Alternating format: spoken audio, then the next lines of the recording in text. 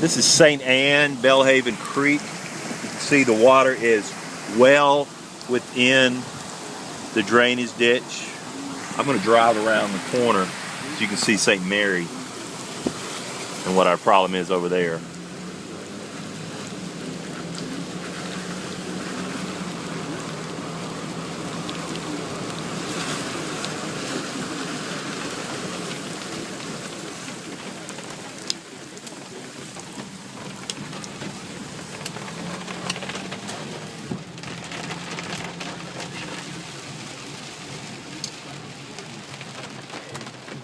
St. Mary, we're turning here.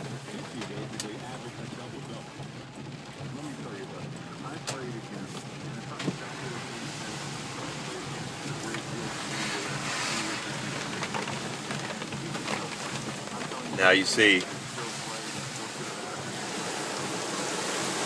water coming over the road.